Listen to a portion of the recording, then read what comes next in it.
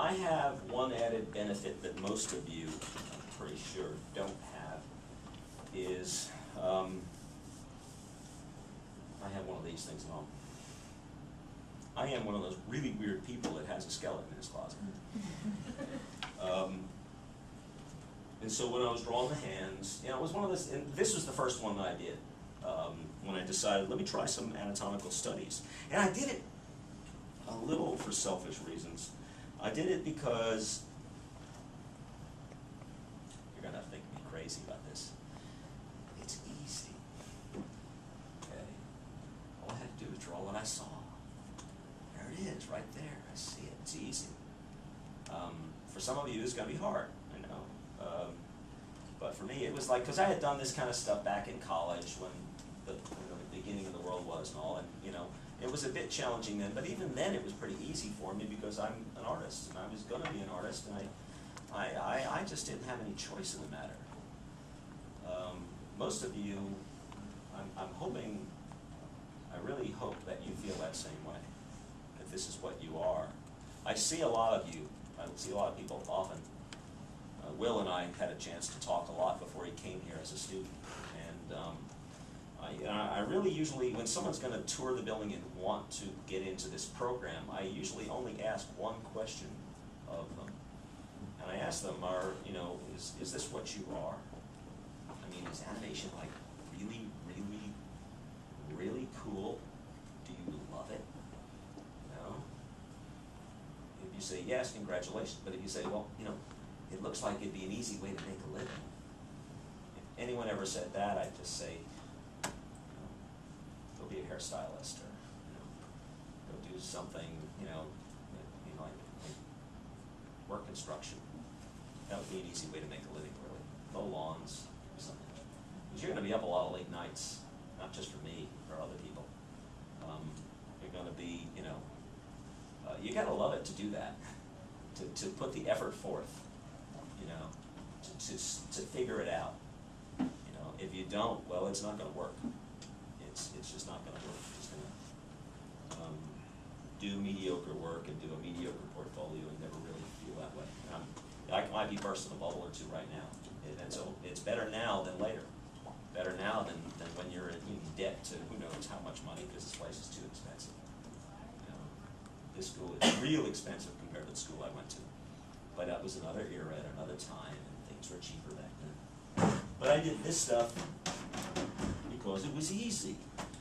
I could look at it, As I said, if this is at home with me, which it was, here I'm drawing the picture of the hand, and there I had the hand, right there. It was sitting right next to me. This thing cost a couple $100. I don't expect you to go buy yourself a skeleton just so that you can have something to look at during this class. This thing's floating around, we can use it. Some of the students even take digital pictures of it, things like that, help them out.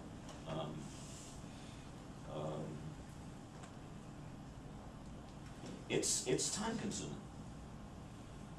This project, this piece right here, it was like a challenge for me. I did it. I did both views of the hands in one day.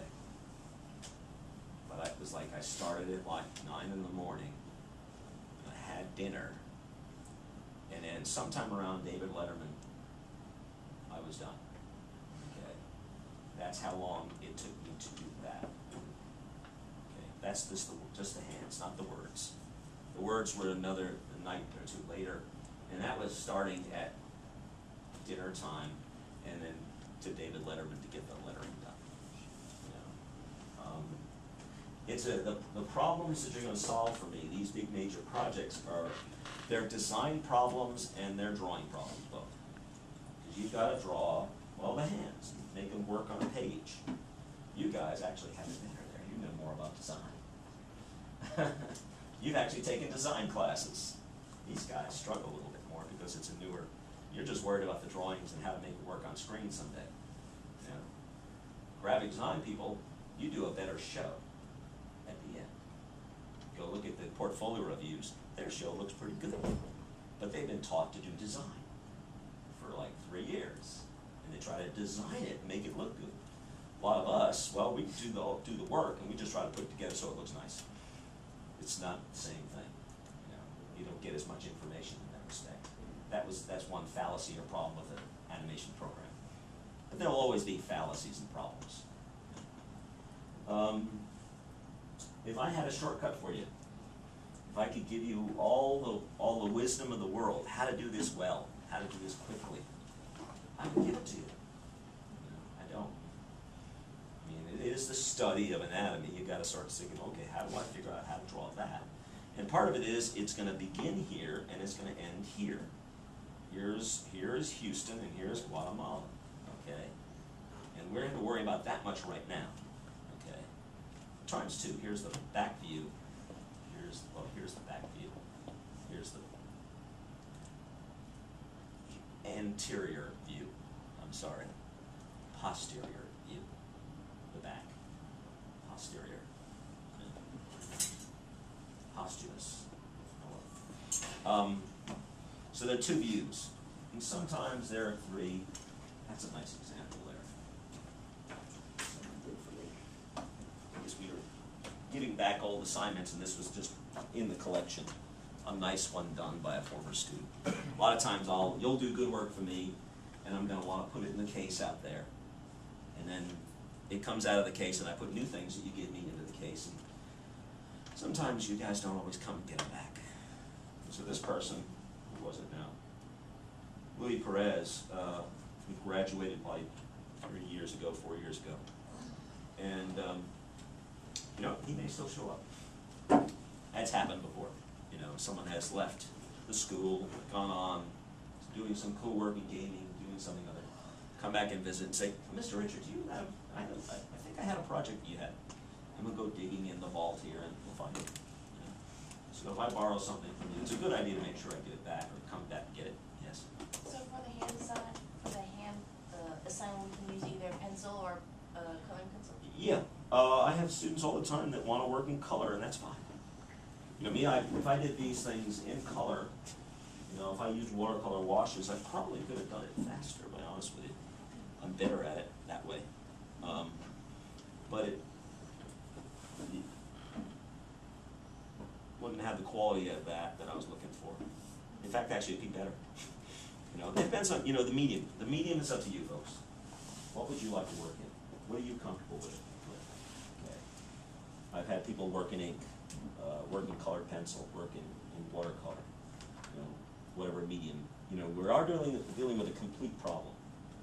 Here's my real estate. Normally the size, on the hands it can be a little smaller, but on the things that we're going to do on a larger scale, we're going to need 18 by 24 paper. There's the old adage too that good art happens on good paper. So some of this paper isn't half bad. We used to have some pads before that were, this is a brand new pad that's coming in.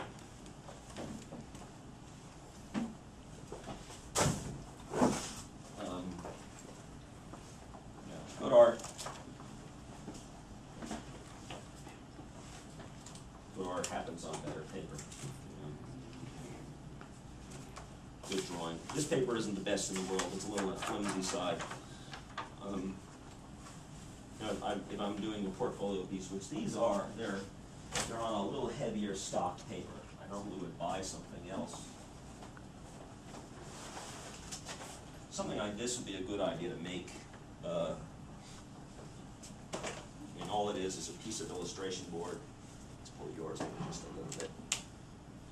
And I taped in some plates, some panels, and that's actually a former student worked through.